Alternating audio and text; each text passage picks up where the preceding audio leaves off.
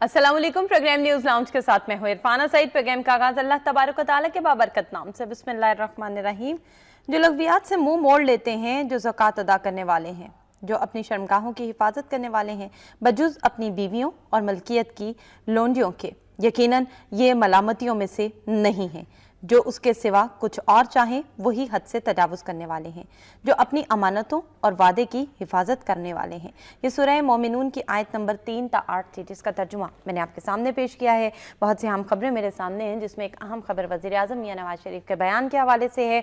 भारत से कश्मीर समेत तमाम तनाज़ात का पुरअमन हल चाहते हैं। पाकिस्तान में दाइश का वजूद नहीं, अलकायदा तालिबान का सफाया कर दिया, ये कहना है वज़ीर आज़म मियां नवाज शरीफ का। वो मज़ीद कहते हैं कि बोस्निया के साथ दिफा, तवानाई, ज़राअत, टेक्सटाइल के शोबों में ताउन बढ़ाने पर भी इत्तेफाक हुआ है। वज़ीर आज़म मियां नवाज शरीफ का ये कहना है कि हमने दीगर ममालिक के साथ ताल्लुकात अच्छे बनाए हैं, बेहतर बनाए हैं, और पाकिस्तान का वो अकेलापन जो वो गुज़िश्ता कई सालों से बर्दाश्त कर रहा था, और गुज़िश्ता कई सालों से ये कहा जा रहा था कि पाकिस्तान खासी हद तक तनाई का शिकार हो रहा है, होता हुआ नज़र आ रहा है, वो किसी हद तक कम हुआ है इस दौरे हुकूमत में। क्या ये बात वाकई सही है? इसका जवाब जानेंगे। मेरे साथ प्रोग्राम में होंगे जवाब देने के लिए कर्नल रिटायर्ड असद महमूद साहब। असद साहब, मैं आपको खुशामदीद कहूंगी, लेकिन आपकी इजाजत से गुफ्तगू का आगाज करने से पहले कुछ मजीद सुर्खियों को भी मैं शामिल करना चाहूंगी। इसके अलावा जो हमारे सामने अहम खबर है वो अफगानिस्तान के हवाले से चौधरी निसार का बयान। अफगानिस्तान किसी और का खेल न खेले, इल्जामात, गीदड़ भपकियां बर्दाश्त नहीं करेंगे। वजीर दाखिला चौधरी निसार ये कहते हैं रेगुलेटरी अथॉरिटीज की वजारतों को मुंतकिली गैर आइनी है, मनसूख कराएं। मुराद अली शाह का नवाज शरीफ को खत। और भी बहुत सी अहम खबरें हैं, लेकिन बिला ताखीर मैं बात का आगाज करना चाहूंगी। कर्नल साहब, क्या कहेंगे वजीर आजम के बयान के हवाले से? आपको नहीं लगता बड़ी देर की मेहरबान एहतियातें? जी बिल्कुल ऐसा ही है। अगर देखा जाए तो इनका जो दौरा है बोस्निया हर्ज़ेगोविना का, फाइन, बिल्कुल उनका दौरा बनता था, जाना चाहिए था, वो गए। बट वहाँ जाके जो उन्होंने स्टेटमेंट्स भी दी हैं, तो definitely being head of the state, जो उनको स्टेटमेंट जिस तरह के हालात से पाकिस्तान गुजर रहा है या पाकिस्तान जिस तरह के इक़दाम कर रहा है, डेफिनेटली उन्होंने उसी तरह की बातें कहनी हैं। जिस तरह सफारती तन्हाई की बात आप बात कर रही हैं कि उन्होंने की है, और फिर दाइश के बारे में जिस तरह उन्होंने कहा है, बिल्कुल ठीक है, fine, he is the head of state, और एक आम आदमी के मुकाबले में उनकी मालूमात सर्टनली ज़्यादा होती हैं।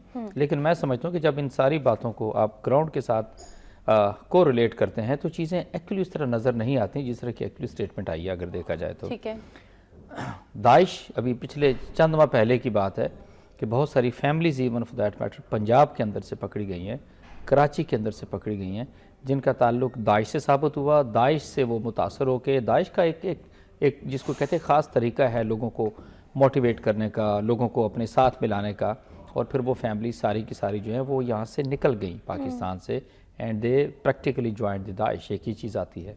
फिर आप देख लें पिछले बहुत सारे जो है वो टेररिज्म के जो हादसे हुए हैं, उसके अंदर दाइश ने एक लिहाज से रिस्पॉन्सिबिलिटी एक्सेप्ट की है।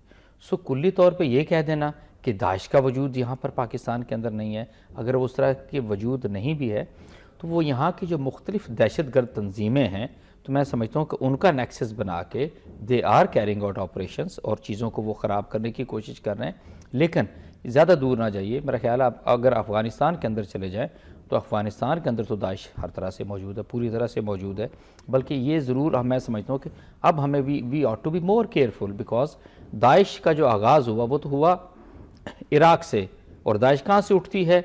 ये वो है जो कि इराक़ी आर्मी जब ख़त्म हुई, टूटी, और उनके हज़ारों नहीं लाखों सोल्जर्स जो थे वो बेसिकली नौकरियां उनकी ख़त्म हो गई किसी तरह से, दे बार जिसको कहते हैं अनवांटेड लोगों के अंदर शुमार होने लगे।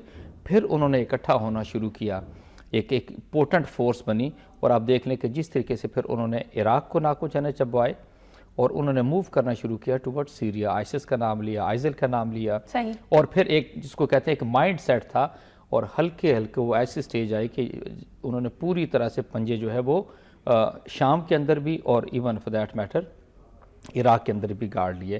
तो ये तो अब सबका, ये सारी दुनिया का सोचने का काम है कि सारी डिटेल्स के अंदर जाएं कि पहली चीज़ तो ये है कि इस तरह की जो इंतहाई शफाक दहशतगर्द तंजीम है वो मार्ज़ वजूद में कैसे आई, उसको रिसोर्सेज कहाँ से मिली, क्योंकि अब तो सारी दुनिया के सामने चीज़ें तो ओपन अप होना शुरू हो गई हैं कि दाइश ऐसी दहशतगर्द तंजीम है जिसको कहते हैं हम किराए की तंजीम भी कह लें, इनके अपने बड़े कहते स्टांच ओके आइडियाज़ हैं, और जिसको कहते हैं कि इंतहाई सफाकियत के साथ ये अपनी बर्बरियत का मुजाहरा भी करते हैं। इसमें कोई नहीं, आप तसव्वुर भी नहीं कर सकते कि एक बेटे ने दाइश को ज्वाइन किया, माँ उसकी अपोजिट थी, उस बेटे के सामने दाइश के लोगों ने उसको ख़त्म कर दिया। ये इट्स जस्ट नॉर्मल। एक छोटी सी एग्जांपल मैं कोट कर रहा हूँ। दाइश थी जो सीरिया के अंदर जब गई, इसके बाद तेल के जो ज़खायर थे उनके ऊपर ये काबज़ हो गई। फिर इसी तरह इराक में हुआ। फिर ये देखें ना, डिटेल्स में तो जाने की ज़रूरत है। वो कौन से ममालिक थे जिन्होंने इंतहाई सस्ते दामों वो दाइश वालों से आयल ख़रीदा। सो जब उनके पास पैसे चले गए, उन्होंने वेपन्स लिए। फिर यही मगरबी कुव्वतें थीं, यही अमेरिका था, ठीक है, even for that matter Israel था जो कि दाइश की खुले बंदों सपोर्ट करता रहा। फिर देखें एक चीज, अगर आप ये कहें, हिलरी क्लिंटन को तो इस हवाले से बड़ा वाज़ेह तौर पर नामजद किया गया इस मामले में, और उन्होंने ये कहा कि बाकायदा परवरिश करती रही। बिल्कुल। फिर इसके बाद हुआ ये कि सीरिया के अंदर भी, जिसको कहते हैं ना कि सीरिया के अंदर, मैं ज्यादा डिटेल्स के अंदर मैं नहीं जाऊंगा, कुछ चीजों को मैं जरूर टच करूंगा कि वहाँ के कुछ ग्रुप्स थे जिनका बशार अल असद के साथ बड़े सीरियस इख्तलाफात थे। They wanted to have the change, they wanted to have the reforms, they wanted to have more openness in the society and in the country. वो होता इस तरीके से है कि ये भी बड़ी बदकिस्मती की बात है। मैंने कल भी छोटा सा आपसे तस्करा किया था कि लीबिया के अंदर भी किसी किस्म का कोई प्रॉब्लम नहीं था, ठीक है। इराक भी ना वे देखा जाए तो चल रहा था, ठीक है ना। और आज ये देखें, इराक में आपने सद्दाम हुसैन को फांसी लगा दिया, लीबिया में भी आपने मुअम्मर कज़ाफ़ी को ख़त्म कर दिया, और आज इन दोनों ममालिक के अवाम किस हालत के साथ ज़िंदगी बसर कर रहे हैं। और अगर उनके कुछ वसाइल थे तो उनके वसाइल पे कब्ज़ा किसने किया? Now you go towards Syria. Syria के साथ भी इसी तरीके से हुआ। हुकूमत मुखालफिन थे, उनको जो मगरबी कुव्वतें थी, और इवन हमारे चंद इस्लामी ममालिक भी थे जिन्होंने उनको सपोर्ट करना शुरू किया, उनको वेपन्स देना शुरू किया। कुछ कस्मों पे छोटे शहर थे, उनके ऊपर उन्होंने कब्जा करना शुरू किया। जब दाइश ने उनको आके ज्वाइन किया तो उन्होंने कहा no we have one cause and that is Bashar al Assad को हमने अप्रूव करना है, निकालना है यहाँ से। तो वो उनके साथ एक लिहाज से ज्वाइन किया विदाउट नोइंग कि ये कितना बड़ा मॉन्स्टर है कि कल इन्हीं का कत्लेआम ये शुरू करेंगे। एंड सो मच सो जब कॉन्फ्लिक्ट जो इंटरेस्ट का आता है ना, तो उसके अंदर फिर आप ये नहीं देखते कि आप सही कर रहे हैं गलत कर रहे हैं। मैं तो एक सीधी बात है, एक छोटा सा सवाल हर एक को ये सोचना चाहिए, पूछना चाहिए, इर्रिस्पेक्टिव बशार अल असद ठीक है नहीं है, अपने अवाम के लिए काम ठीक कर रहा है कि नहीं कर रहा, ठीक है। आप पाकिस्तान की per capita income per year की देख लें, और जब 2012 से पहले जो ये पर कैपिटा इनकम जो थी सीरिया की, आप उसको कंपेयर कर लें, यू कैन मेक आउट के weather he was working for his public और नॉट। 2800 US डॉलर थी per year per capita income. Okay, एक तो ये आप इसको देखें। अच्छा, फिर सीरिया इज द वन जिसके ऊपर आप ये देख लें कि इत्तेहादी नाटो वाले जो हैं, वो जहां उनको चांस मिलता है, हाँ वो हवाई हमले करते हैं, फ़िज़ाई हमले करते हैं। आप रशिया को ले लें, इसके बाद आप टर्की को ले लीजिए, इराक वाले भी किसी न किसी तरीके से अंदर आने की कोशिश करते हैं। देयर सो मैनी ऐसे कि आप देखें, हमने दुनिया का नक्शा, दुनिया के जो ममालिक हैं उनको अपनी जो बड़ी पावर्स हैं, उन्होंने अपने इंटरेस्ट के लिए दुनिया को किधर से किधर जोड़ दिया और नक्शा किधर से किधर जोड़ दिया।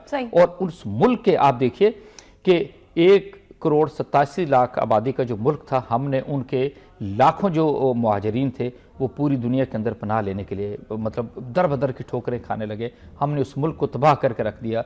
Syria was the one, Damascus was the one, जहाँ पे लोग सोचते थे कि तसव्वुर भी करते थे कि नहीं हमने वहाँ पर ज़रूर जाना है। एक पुरानी जो ऐसे कि वो कदरें थी, पुरानी तहजीब थी, एक तो उसको देखने के लिए मजहबी मकामात भी सर्टली थे वहाँ पर, और उसके साथ ना it had a different lifestyle. और वो लोग जाते थे, वहाँ रहते थे दमास्कस में, they used to spend vacations even for that matter, Mediterranean की तरफ वो जाते थे। और आप सोचिए उस मुल्क का एक्चुअली इस पूरी दुनिया ने मिल के किस तरीके से सिर्फ अपने ज़ाती मफादात के लिए, मुल्की मफादात के लिए हमने सीरिया को किस हाल में लेके चले गए। आप इसको छोड़ दें कौन ठीक था कौन गलत था, सीरिया के अंदर की मैं बात करता हूँ, लेकिन क्या ये कौन से बैनुल अक़वामी कवानीन है जो उनको ये हक हासिल देते हैं कि ये इस तरीके से मुल्कों को तबाह करना शुरू कर दे। और see what is the state of middle east. आप सीरिया से बैकवर्ड जाएं, आप इराक को ले लें, लीबिया को ले लीजिए, यमन को ले लें। यमन आज की हालत के अंदर है, छोटा सा मुल्क है, सारा जो कुछ भी है बागी उसके अंदर काम कर रहे हैं, जो गवर्नमेंट है किसी और की सपोर्टेड है, and see what all is going on. ठीक है, इससे फिर आप साथ हमारे पड़ोस में आ जाएं, अफगानिस्तान के साथ आप देख लें कि पिछले 79 के अंदर जब इन्वेजन हुआ रशिया का, उसके बाद से लेके अब तक इसको 35-36 साल हो गए हैं। तो हमारे अफ़गान भाइयों ने कोई दिन, कोई शाम, कोई रात, कोई सुकून से हकीकत में नहीं गुजार सके। चाहे आप अफ़गान अवाम की बात कर लें, चाहे आप even for that matter Taliban की भी बात कर लें, ठीक है, fine, it may be there cause कि वो अफ़गानों की एक तो रवायत तो ज़रूर है कि उनके मुल्क के अंदर अगर कोई कुव्वत बाहर से आती है, हाँ, तो उसको स्वैलो नहीं कर पाते, उसको हजम नहीं कर पाते, वो अपने हथियार लेके खड़े हो जाते हैं। This is exactly what they are doing, right और wrong, that is to be decided by the people in Afghanistan और नॉट वी पीपल।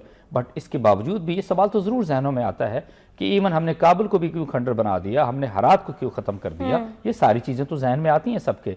तो जो अब हमने बात शुरू की थी दाइश से, तो दाइश को बड़े सीरियस रिवर्सेस जो है वो वहां पर आना शुरू हो गए हैं। इराक के अंदर भी हुआ, इसी तरीके से सीरिया के अंदर भी हुआ। अब जैसा भी है, ये एक तंजीम तो है, इसका वजूद तो है, इसके फॉलोअर्स तो हैं। ठीक है कर्नल साहब, अगर बात की जाए, जैसे हमने बात की कि कुछ मगरिबी कुव्वतें हैं, मगरिबी कुव्वतों का हमने इशारा किया, बात मैंने की कि हिलरी क्लिंटन का तो बाकायदा इस हवाले से नाम भी लिया जाता रहा, अमेरिका का बाकायदा इस हवाले से नाम लिया जाता रहा, और हम जानते भी हैं कि अमेरिका ने बहरहाल ऐसी बहुत सी कुव्वतों को जन्म दिया है।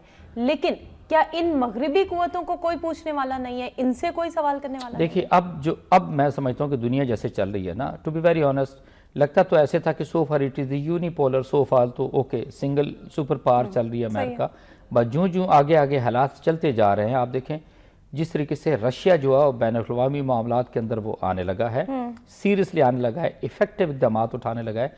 फिर सीरिया के साथ चंद एक दो चीज़ें बड़ी सीरियस जुड़ी हुई हैं कि वो अगर किसी के साथ, ये रशिया की ये खसूसियत है वो उनकी गवर्नमेंट की, कि अगर वो किसी हुकूमत के साथ वो जुड़ते हैं, उनके साथ दोस्ती का मुआहदा होता है, उनके साथ दिफाई मुआहदा होता है, तो रशिया कभी पीछे नहीं हटता। ठीक है। इसको अगर आप जब लेके चले जाएं अमेरिका की तरफ, तो अमेरिका हमेशा वो इक़दाम उठाता है कि जिसको कहते हैं कि ये लोगों को, कौमों को, मुल्कों को ये टिश्यू पेपर की तरह ये लोग इस्तेमाल करते हैं कि जब तक इनके इस्तेमाल के होते हैं इनको इस्तेमाल कर देते हैं और उसके बाद ये छोड़ देते हैं। यही कुछ पाकिस्तान के साथ पिछले 62 साल से अमेरिका ने किया।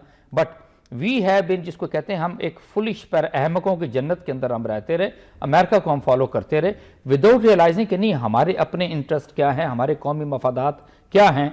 और आज देखें अमेरिका और पाकिस्तान ओके किस तरीके से एक दूसरे के साथ चल रहे हैं। टू बी वेरी ऑनेस्ट, चलने को तो चल रहे हैं, लेकिन देखा जाए तो अमेरिका का टोटल टिल्ट जो है वो हिंदुस्तान के साथ है, पाकिस्तान के मुखालिफ है। अब जब टोटल टिल्ट भारत की तरफ है तो फिर भारत का क्या होगा? ओके, ये देखिए, no this time is going to prove, क्योंकि एक चीज ये जरूर देख लें, जो अमेरिका का माइंड सेट है, जो अमेरिका के अंदर ओके जो लॉबीज काम कर रही हैं, जो उनके थिंक टैंक काम कर रहे हैं, अमेरिका को साफ कहते हैं कि it is a self centred country. इससे ज़्यादा जिसको कहते हैं ना को मुतरकुल अनान भी कह लें, और अब अपने जो सिर्फ मफादात के तहफ़्फ़ुज़ के लिए लोगों को इस्तेमाल करना, मुल्कों को इस्तेमाल करना, इससे बड़ी मिसाल कोई नहीं हो सकती। इंडिया के अंदर भी कोई शक नहीं, जो वहाँ की हुकूमत है, जो वहाँ के इदारे हैं, सर्टनली मजबूत भी हैं, सोच समझ उनको भी है, मक्कार वो भी हैं, अय्यार वो भी हैं, चीज़ें उनको भी समझ आती हैं। लेकिन अब देखना यह है कि अमेरिका इनको, इंडिया को हाथ कैसे लगाएगा, और इंडिया किस तरीके से अपने आप को अमेरिका का बगल बच्चा प्रूफ करता है, साबित करता है, और किस तरीके से अमेरिका के सो फार तो वो हरावल दस्ते का किरदार अदा कर रहा है against China and certainly against Pakistan, और वो सिर्फ जो है अमेरिका का पर्पस सर्व कर रहा है। क्योंकि इसी के साथ आप चले आप सी पैक की तरफ, तो सी पैक तो किसी सूरत में भी या वन बेल्ट वन रोड का जो ओवरऑल मंसूबा है पूरी दुनिया का, जो चाइना लेकर आ रहा है, वो तो अमेरिका किसी सूरत उसको पसंद नहीं करता। लाइकवाइज जिस तरीके से वो उनका सी रूट को अभी ख़त्म करने जा रहे हैं with the help of Pakistan, CPEC जब आप स्टैब्लिश करने जा रहे हैं, और फिर जिस तरीके से चाइना का ताल्लुक पूरी दुनिया के साथ ज़मीनी रास्तों से जो उस्तवार होने जा रहा है, अगर आप इसको थोड़ा सा भी सोचें तो अगले 10 साल के अंदर मैं समझता हूं कि दुनिया शायद बदलती हुई आपको नजर आएगी। बिल्कुल ठीक है। और ये वो चीज़ है which is not acceptable by the Americans, और इसका इजहार तो भी खुल्लम खुला जो है प्रेसिडेंट इलेक्ट जो है उनके अच्छा, न्यू वर्ल्ड ऑर्डर के हवाले से जो बात की जाती है, आपको लगता है कि उसमें रशिया और चाइना दो बड़ी ताकतें बनकर उभर रही हैं और कहीं ना कहीं नीचे आता हुआ नजर आ रहा है ग्राफ अमेरिका का? नहीं, इनकी जो अपनी स्टडीज़ हुई हैं, इवन के अंदर जो उनके थिंक टैंक बैठे हैं, उन्होंने जो स्टडीज़ की हैं, और फिर जो ओवरऑल पूरी दुनिया का आगे उन्होंने 20-25 साल का जो नक्शा खींचा है, जिसके अंदर अमेरिका को भी पिच करते हैं, बाकी दूसरी कुव्वतों को भी पिच करते हैं, ठीक है, तो उसमें ये ज़रूर देखते हैं कि दे फील, क्योंकि उनके अंदर एक सुपीरियरिटी कॉम्प्लेक्स तो मौजूद है अमेरिकन के अंदर, दे फील कि America is going to remain the superpower. लेकिन कल अगर जैसे सिचुएशन मूव कर रही है, Russia, China, Pakistan, Turkey, if they join hands together, और देखें सिचुएशन तो ऐसे मूव कर रही है, ये सारे शंघाई तंजीम का हिस्सा हैं, तो अगर ये सारे इकट्ठे हो जाते हैं, is going to be very very serious threat to the concept of unipolar world of America. एक ये चीज़ है, तो ये चीज़ें तो आगे चलती जा रही है। और अमेरिका की देखें ना, अब मैंने मिडिल ईस्ट का जैसे आपसे तस्करा किया, तो इस सारी चीज़ों के पीछे देख लें कि क्या है। एक और इसकी एग्जांपल ले लीजिए, वर्ल्ड ट्रेड सेंटर। किसी ने दुनिया में ये नहीं कहा कि वर्ल्ड ट्रेड सेंटर पे अगर उन्होंने किसी ने जहाज़ जाके टकराए हैं तो वो ठीक टकराए। Every country condemned that act, हुआ इसी तरीके से। ओके, 2800 2700 के करीब अमेरिकन जो हैं वो उसके अंदर वो हलाक हो गए। नो, सिर्फ 2800 लोगों को बदला लेने के लिए, क्योंकि आप मस्त हाथी है ना, आपको तो समझ आते नहीं, you are very powerful on this God's earth. बिल्कुल ठीक है। और आपने पूरी दुनिया की ईंट से ईंट बजा दी। You started from Afghanistan, Afghanistan को आप किस सेहत के अंदर लेके चले गए, मिडिल ईस्ट का क्या हाल हो गया। और नेचुरली पर्पस तो एक ही था ना, एक तो डेफिनेटली अपना ट्विन टावर्स का बदला लेना, और साथ ही मिडिल ईस्ट के अंदर जो कुछ हुआ, अरब स्प्रिंग जो सारी हुई है, कि जो तो वो ममलकतें सऊदी अरब भी कह लें, उसके अंदर शामिल कर लें, जो अमेरिका के साथ इन लीग हैं, उनको एक्सेप्ट करती हैं, उनकी अतात गुजार हैं, देयर इज़ नो प्रॉब्लम। लेकिन इससे हट के देख लें जो मिडिल ईस्ट का नक्शा बन गया। And at the moment I can say कि शायद इस वक्त इजराइल को किसी अरब मुल्क से कोई किसी किस्म का ख़तरा नहीं है। बल्कि अब हाल ये है कि गोलान हाइट्स जो है, जो सीरिया की हैं, क्योंकि सीरिया तो इस वक्त टर्माइल के अंदर चला गया है और पूरी दुनिया ने मिल मिला के इस मुल्क को तबाह किया है, तो गोलान हाइट्स के ऊपर वो पता चला कि ऑयल वेल जो है वो ऑयल रिजर्व भी निकले हैं। तो अब वो कहना चाहता है इजराइल के, हम जो इस एरिया है जो गोलान हाइट्स का, वो इजराइल के अंदर इंक्लूड करना चाहते हैं। और वहाँ पहले उन्होंने कहा था कि हम 25,000 घर बनाएंगे, अब वो 1 लाख घर बनाने जा रहे हैं। सो देखें, ये सिचुएशन बड़ी कॉम्प्लेक्स है। मिडल ईस्ट की देख लें, और टू बी वेरी ऑनेस्ट, अब जो कुछ इस वक्त सारी दुनिया के अंदर अफरा तफरी हो रही है, हुकूमतें बदल रही हैं, इनके पीछे no other than the US is basically involve, अगर देखा जाए। और अगर हकीकत में मैं कहूँ तो जिस तरह इन्होंने इस दुनिया को तबाह व बर्बाद किया है, no country has done so far in the history, अगर देखा जाए। ठीक है, 2020 तक के जो नक्शे बनाए गए हैं उसमें पाकिस्तान का नक्शा कुछ थोड़ा सा तब्दीली के साथ बनाया गया है। आप तक ये रिपोर्ट पहुंची, आप इस पर क्या कहना चाहेंगे? नहीं, एक तो मैं ये ज़रूर कहना चाहूँगा, लेट इट बी क्लियर, ठीक है, वो नक्शे जो दुनिया में जिस तरह मर्जी बनते रहें, इट इज़ नॉट 1971, पहली बात तो ये है। और इवन मैं समझता हूँ कि अब भी जिस स्टेट के अंदर हम हैं, पाकिस्तान है, और फिर जो सबसे बड़ा बाइंडिंग फैक्टर, इर्रिस्पेक्टिव हम किसी तरह की सियासी बात नहीं करते, जो बाइंडिंग फैक्टर है जो आपके मुसल्लह अफवाज हैं, ठीक है ना। और आज ये दहशतगर्दी की भी जैसे नवाज शरीफ साहब ने बात की है, तो अगर ये मुसल्लह अफवाज इस तरीके से अपने मुल्क के लिए, अपने अवाम के लिए खड़ी ना होती और अपने अवाम के साथ मिल के कुर्बानी ना देती, तो सिचुएशन ऐसी थी कि वाकई जैसे बैनुल-अक़वामी कुव्वतें और इंडिया वाकई कामयाब होने जा रहा था। जिस तरीके से उन्होंने आपके अंदरूनी मुल्क आकर रेशा दबानियाँ शुरू की, जिस तरीके से उन्होंने तखरीबकारी शुरू की, टेररिज्म के वाक़यात होना शुरू हो गए खैबर पख्तूनख्वा के अंदर, जिस तरीके से तहरीक तालिबान पाकिस्तान ने आके होल्ड किया, ड्यूली बैक्ड बाय जो है अफगान जो गवर्नमेंट है, उनकी जो खुफिया एजेंसी है, वो उनके पीछे राह चली गई। जो कुछ बलूचिस्तान के अंदर होता रहा, कराची के अंदर होता रहा। लेकिन ये मैं ज़रूर आपसे कहूँगा कि नहीं, ऐसा नहीं है। 2020 कौन से इतना दूर रह गए, इस हार्डली मैटर ऑफ 3.5 और 4 ईयर्स। तो मैं नहीं समझता कि अल्लाह ना करे ना ऐसी कोई चीज़ होगी और ना इंशाल्लाह ऐसी होने जा रही है। यस, सबसे पहली बात हुई कि पाकिस्तान के अवाम दे अंडरस्टैंड कि पाकिस्तान की अहमियत कितनी है। और ये हकीकत में एक और भी आपसे बताऊँ, अगर किसी के जहन में ये चीज़ आती भी है कि जी हाँ हम कुछ कर सकते हैं, तो मेरा ख्याल है उनको मिसाल इराक से ले लेनी चाहिए। ठीक है। अगर कुछ लोग हैं इवन पाकिस्तान के अंदर रहते हुए भी, और उनको कुछ बैनुल-अक़वामी कुव्वतें और इंडिया सबसे पीछे अगर उनको कोई सपोर्ट कर रहा है, तो लीबिया को भी जहन में ज़रूर रखें, सीरिया को भी जहन में ज़रूर रखें। तो मेरा ख्याल है चीज़ें बड़ी क्लियर हो जाएंगी। हमारी आफियत इसी के अंदर है, एक दूसरे का एहतराम करें, एक दूसरे के साथ जुड़े रहें, एक दूसरे का ख्याल रखें। पाकिस्तान है तो हम सब कुछ है, खुदा न खास्ता ऐसा कुछ होता है तो हम किसी बनिए के दफ्तर के बाहर या उसकी दुकान के बाहर हम सफाई कर रहे होंगे, चौकीदारे का काम कर रहे होंगे, हम जो स्टेटस इस वक्त लेकिन पाकिस्तानियों खैर को है, ऐसी तो बहरहाल सूरत जी हाल बिल्कुल। इंशाल्लाह आने वाली है नहीं, क्योंकि पाकिस्तानी कौम बहरहाल आपने हिफाजत सिंस अपना मेरे से करना- सवाल पूछा तो मैंने कहा थोड़ा सा मैं आपको तफसील से इन सारी बिल्कुल चीज़ों का सही। जवाब दे दूँ। अफगानिस्तान के किरदार के हवाले से चले कुछ बात करते हैं। अफगानिस्तान के किरदार को पाकिस्तान के हक में आप कैसा देखते हैं? नहीं ये देखिए, कैसा डामाडोल था नहीं किरदार? उसमें अफगानिस्तान का सर्टली एक जिसको कहते हैं वो तो क्लियरली इंडिया के हाथों में खेल रहा है। ठीक है। अगर अच्छा, आप- यहाँ पर एक चीज जी, करना जी। साहब मैं आपसे जरूर जानना चाहूंगी, कुछ हल्के ये भी कहते हैं कि पाकिस्तान के हवाले से अगर अफगानिस्तान की मोहब्बत या अफगानिस्तान की चाहत के मयार को देखा जाए तो वहाँ की अवाम का मयार और है, वहाँ की गवर्नमेंट की पॉलिसीज और हैं। आप इत्तेफाक करते हैं इस बात से? To some extent yes, but हुआ ये है कि इन पास्ट मैं समझता हूँ 1 से 1.5 ये डिकेड जो चली है ना, उसके अंदर इतना जहर जो है वो भर दिया गया अफगान अवाम के दिलों के अंदर।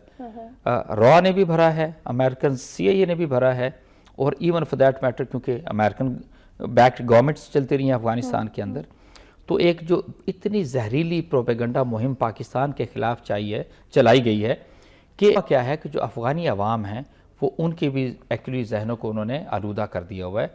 और उसके लिए मैं समझता हूँ कि हमारी चाहे इससे पहले की हुकूमतें जो भी गुजरी हैं और जो मौजूदा हुकूमत है उन हमने इस तरीके से उसका इदराक नहीं किया, बल्कि हर गुजरते दिन के साथ, हर गुजरते महीने के साथ ऐसा लगा कि जैसे हम दोनों एक दूसरे ममालिक एक दूसरे के सामने खड़े हो गए हैं और हमें एक दूसरे का किसी की तरह का कोई ख्याल नहीं है।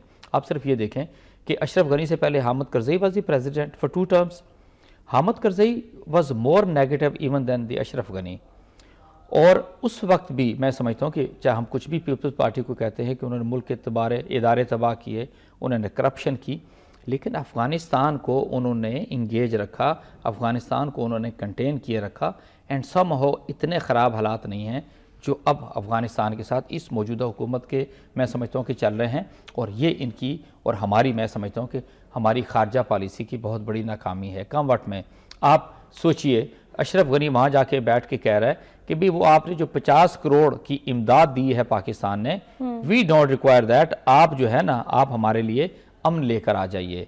नो द प्रॉब्लम इज कि what is the situation there in Afghanistan, कि पाकिस्तान ने वहाँ पर 50 करोड़ से ज़्यादा के मुख्तलिफ किस्म के वो काम भी किए, किसी को वो नज़र आते नहीं हैं। इंडिया ने कोई 1.5 बिलियन की वहाँ पर अगर कोई इन्वेस्टमेंट कर दी तो everybody is able to see that.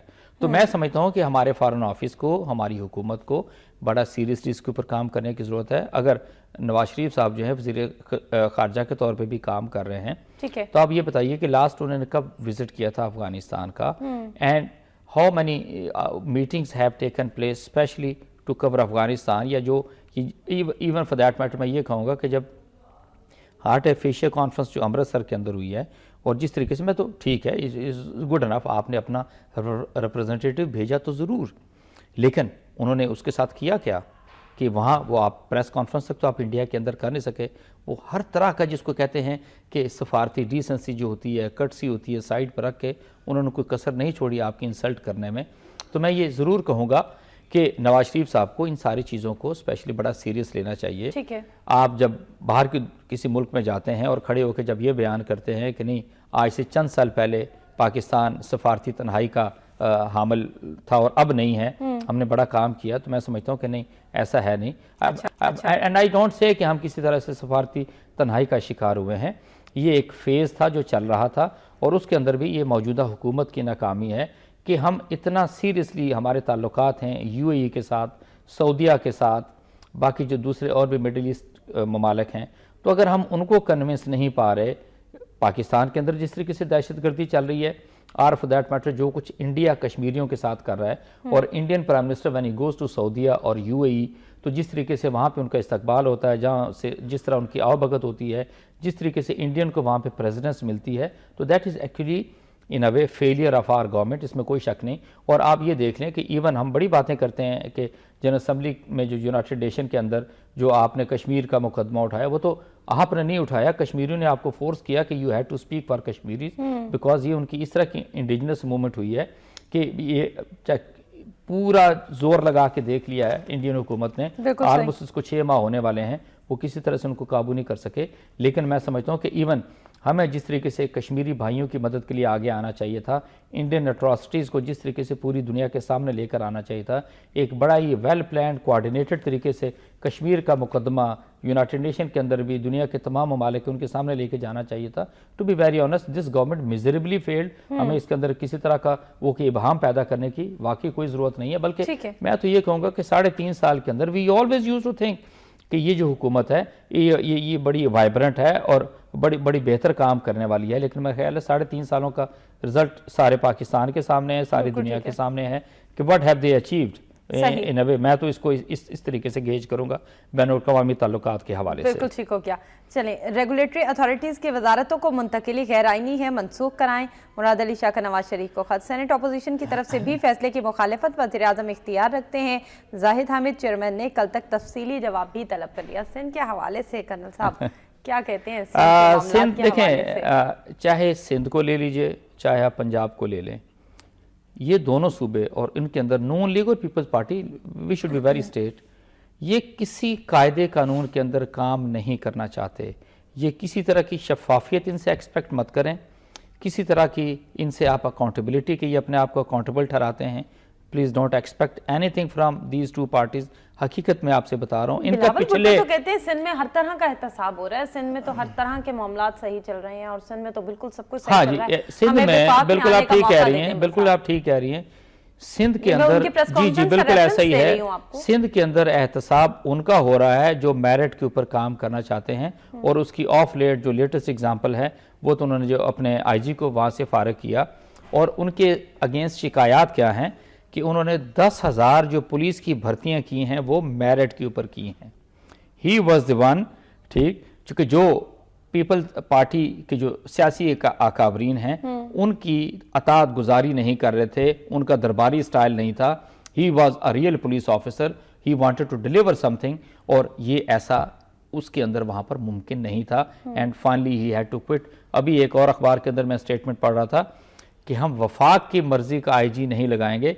ये इसी चीफ मिनिस्टर की मैं बात कर रहा हूँ जिसने कहा है जी कि ये जो इदारे हैं रेगुलेटरी अथॉरिटीज़, इनको किसी सूरत में भी, ये तो कल के प्रोग्राम भी वहाँ किया था कि इन रेगुलेटरी अथॉरिटीज़ को जो है वो तो किसी सूरत में भी, क्योंकि ये तो वो आए थे कि चीज़ों को रेगुलेट करने के लिए जो आपकी वजारतें थी उनके ऊपर चेक एंड बैलेंस का एक सिस्टम रखना था, क्योंकि वो गलत काम तो नहीं कर रही, आपने उन्हीं को उनके नीचे दे दिया। पेपरा रूल्स की जैसे बात आती, हर वक्त बात होती थी कि खिलाफ वर्जी हो रही है, इसके अंदर सबसे ज़्यादा कौन इफेक्टेड था? Minister of finance. आपने कहा जी कि पेपरा को तो ले और मिनिस्टर ऑफ फाइनेंस के नीचे इसके बाद हम देखें कि क्या सिलसिला सारा होता है। सो अब बात वही आ जाती है कि इन्होंने बहुत सारे, हकीकत में मैं आपको बताऊं कि अब आने वाले महीनों में ठीक है, ये आपको ये जितने भी मैं जरूर अपने व्यूअर से भी कहना चाहूंगा, ये सारी सियासी पार्टियां जो है ना, ये और आपको मीठी होती नजर आएंगी। अच्छा। और आपको करीब होती नजर आएंगी और आपके दिल के करीब की बातें करेंगी, क्योंकि आगे इलेक्शंस आ रहे हैं। ये मुनाफिकत की इंतहा है। अगर बात की जाए बलोचिस्तान को, वो कहा जाता है कि डिप्राइव्ड सूबा है, सबसे ज्यादा महरूम सूबा है, जहां पर फंड्स नहीं होते, जहां पर इमदाद नहीं मिलती, जहां पर देखा नहीं जाता, वफाक की जानिब से बिल्कुल नजर नहीं की जाती। सबसे ज्यादा महरूमियां इस सूबे के लिए। महरूमियां क्यों है?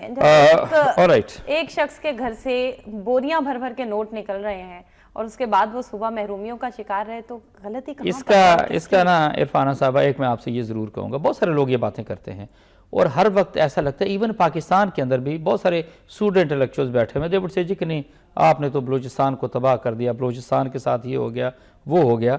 मैं एक चीज़ बड़ी क्लियर मैं बता दूँ, हाँ, वसाइल की तकसीम बिल्कुल मुनसिफाना नहीं है, इसमें कोई शक नहीं। इवन आप बात करते हैं जो हुकूमत ने ना जिस तरीके से वो नेशनल फाइनेंस कमीशन है और फिर जिस तरीके से पूरे मुल्क के अंदर पैसों की तकसीम होती है, और उसके अंदर उन्होंने क्या फार्मूला अपनाया है कि 82% जो है वो आप करते हैं आबादी के हिसाब से। सही। हम जमहूरियत की बातें करते हैं और हम कहते हैं हमसे बड़ा जमहूरी कोई नहीं है। इंडिया के अंदर भी प्रॉब्लम्स ज़रूर हैं, इंडिया के अंदर तो और बहुत सारी रियासतें हैं, सारा कुछ है। वो वसाइल की तकसीम किस तरीके से करते हैं? पहली बात तो ये कि वहाँ की जो रियासतें हैं वो ज़्यादा ट्रांसपेरेंसी के साथ काम करती हैं, अकाउंटेबिलिटी उनके अंदर पाकिस्तान से बेताशा ज़्यादा है। वहाँ पे वसाइल की तकसीम आबादी के लिए सिर्फ 20% का उन्होंने कोटा रखा हुआ है। दैट मीन कि अगर फ़र्ज़ करें उन्होंने कर्नाटका को पैसे देने हैं, कश्मीर को पैसे देने, तो आबादी का सिर्फ 20% फैक्टर आएगा, बाकी और फैक्टर्स आएंगे। उसका असर क्या पड़ा कि पूरा मुल्क जो है वो इन अ वे एक प्रॉपर तरीके से, एक मुनसफाना तरीके से जो है ना उसके अंदर डेवलपमेंट आ रही है। यहाँ ये चीज़ एक तो उलट है कि जो 82% वाला फार्मूला है कि आबादी की बुनियाद के ऊपर आप नेशनल फाइनेंस कमीशन अनाउंस करते हैं और आप सूबों को हर साल जो रकम देते हैं, मैं समझता हूँ उसको इम्प्रूव करने की ज़रूरत है। दूसरी चीज़ ये है, एक ये इंडिया क्योंकि इसको बहुत ज़्यादा प्रोजेक्ट करता है, बाकी लोग भी जो हैं, इवन बलूचिस्तान के लोग भी हमारे जो हैं, मैं ये ज़रूर कहूँगा कि बलूचिस्तान के अंदर ना तो बलूचिस्तान को पंजाब से या सिंध से या कोई खैबर पख्तूनख्वा से जाके कोई रूल कर रहा है, ठीक है, वहाँ के इलेक्टेड लोग हैं, उन्हीं को आप ये लोग वोट देकर आते हैं, हुकूमत चलाते हैं। But then the problem is कि अगर वहाँ की हुकूमत, वहाँ की सियासी हुकूमत और फिर ब्यूरोक्रेसी मिल के अगर वो करप्शन करने लग जाए, अभी आपने मिसाल दी है उनके सेक्रेटरी फाइनेंस की कि जिसके जो प्रॉपर्टी मिला के और जो उसके घर से कैश मिला, it is more than 2 billion rupees. तो यू कैन मेक आउट कि अगर एक सेक्रेटरी के घर से इतना पैसा निकल रहा है और किस कदर दिल दहला देने देखिए, वाली इससे सच्चाई इससे है भी ये। इससे बेकरी के अंदर से लाखों जी रुपए बिल्कुल बरामद अच्छा हो रहे हैं, ऐसा ही है जेवर मिल रहे जी हैं, पानी बिल्कुल। की टैंकियों में से पैसे मिल रहे So हैं। what I say- तब आम आदमी, हम बात करते हैं आम आदमी की, आम आदमी कहाँ जाए अगर भूखा ना मरे तो? So, अब इन नोटों का क्या अब करना हमें है? इसी ये नोट तरफ फाड़ के तो नहीं देखिए, खाएगा फिर एक ना चीज़ कोई। ये आती है ना कि ये अब वहाँ के अवाम का भी काम आता है कि जब इलेक्शंस होते हैं इनको सीरियसली अकाउंटेबल करें। फिर दूसरी चीज़ है, यही सरदार हैं, इदारों के किरदार मुझे के हवाले एक से मिनट अगर दे बात की दीजिए, जाए। मुझे एक मिनट जी। दीजिएगा। वहाँ के जितने भी सरदार हैं, जितने भी वडेरे हैं, मैं बलूचिस्तान की भी बात करूँगा और मैं सिंध की भी बात करूँगा। देखिए, उनको बिल्कुल सूट नहीं करता, पंजाब की भी वडेरे इसी के अंदर आते हैं कि उनके जो लोग हैं वो तालीम याफ्ता हो जाएं, तरक्की याफ्ता हो जाएं, उनको बुनियादी सहूलतें दे दें। क्योंकि ये ज़रूर हम सबके जहन में रखने वाली बात है कि जब अवाम पढ़ लिख जाते हैं तो दे स्टार्ट क्वेश्चनिंग, और ये सवालात इनको बिल्कुल पसंद नहीं है। किस तरह से तालीम याफ्ता हो जाएं, किस तरह से बाशऊर हो जाएं। जब एक शख्स इस तरह से करोड़ों रुपए अपने घर में छुपा के रखता है, आपको लगता है कि वो वसाइल की मुनसिफाना तकसीम पे या तालीम की शऊर की मुनसिफाना तकसीम पे यकीन रखता होगा? तो इसका मतलब है इदारों के हवाले से अगर बात की जाए, इदारों के किरदार को क्या कहते हैं? प्ली बार्गेन का देखिए, इदारे तो आपने क्या कहेंगे आप?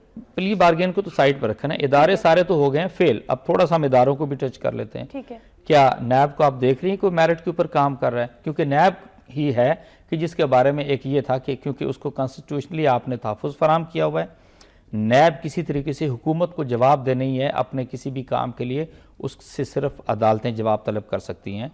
लेकिन क्योंकि इन्होंने ऐसे चुन चुन के लोग जो हैं वो नैब के सरबराहान मुकर्रर किए कि वो जिस तरीके से या जिस नेचर के काम उनको करने चाहिए थे, करप्शन को रोकना चाहिए था, वो करप्शन शायद बढ़ गई, वो करप्शन रोकने में कामयाब ना हो सके। आप सोच सकती हैं कि FIA की बात कर लें, इसके बाद आप बाकी और पुलिस के इदारे की बात कर लें, आप यू देन स्टील मिल आ जाती है, फिर वापडा आ जाता है, PIA आ जाता है, कोई एक इदारा अगर बचा हो तो फिर आप मुझे बताइए। फिर ब्यूरोक्रेसी वो जिस तरीके से हुकूमत के साथ मिलके, और हाँ हुकूमती अकाबरीन और सियासतदानों के साथ मिलकर जिस तरीके से मुल्की वसाइल को लूट रहे हैं, आवाम को डिप्राइव कर रहे हैं, आवाम को किसी तरीके से वो फैसिलिटेशन प्रोवाइड नहीं कर रहे, तो सर्टली कोई जिम्मेदार तो आता है ना। मैं डॉलर की यहाँ पर बात चाहूँगा, यही इसाक डार हैं, इसी हुकूमत के अंदर वज़ीर ख़जाना हैं। ही सेड, क्योंकि उनको शेख रशीद ने चैलेंज किया था कि नहीं मैं डॉलर को 96 पे लेकर आ जाऊँगा।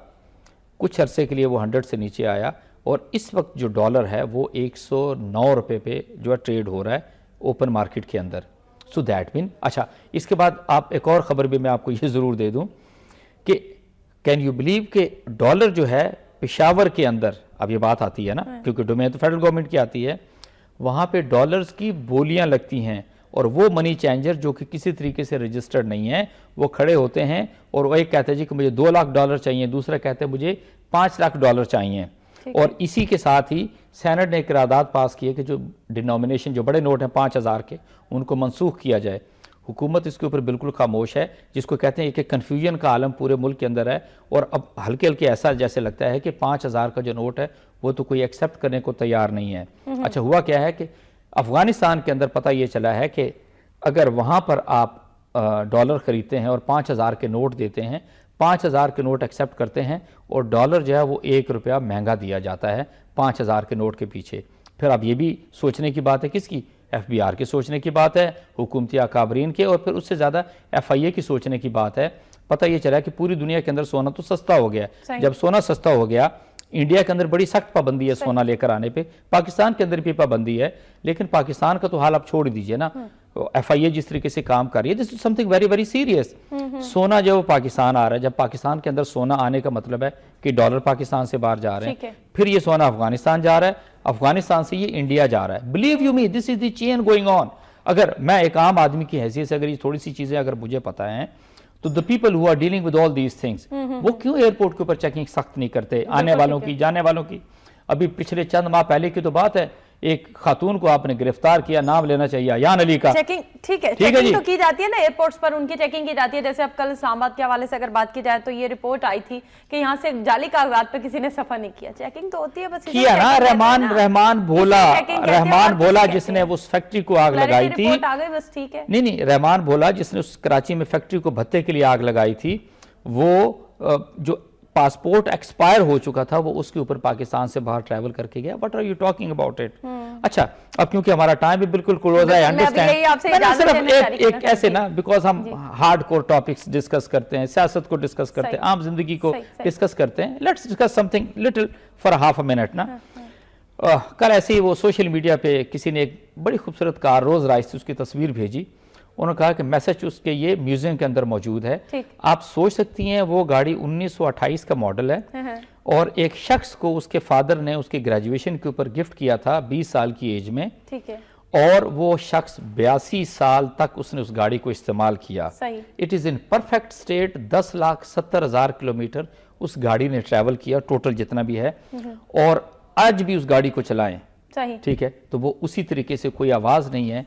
तो व्हाट आई से कि ये सिर्फ हम इससे सबक क्या ड्राइव कर सकते हैं कि हम गाड़ी लेते हैं, गाड़ी अभी खरीदते नहीं, हम उसको बेचने का करते हैं। कोई चीज खरीदते नहीं है, सबसे पहले हम उसके डिस्पोजल का सोचते हैं। बिल्कुल ठीक है। इसी तरीके से वो लोग जिनका हुकूमत के साथ ताल्लुक है, जिनके पास हुकूमती गाड़ियां हैं, जिनके पास हुकूमती मशीनरी सारी आती है, मैं समझता हूँ कि अगर मेंटेनेंस अच्छी की जाए, काम बेहतर किया जाए, तो मैं समझता हूँ कि हम बहुत बड़ा पर्पस जो है वो सर्व कर सकते हैं। बहुत शुक्रिया प्रोग्राम में बहुत बचा सकते हैं। नाज़रीन, प्रोग्राम का वक्त अपने इख्तिताम को पहुंचा है। इरफाना सईद को दीजिए इजाजत, अल्लाह निगहबान।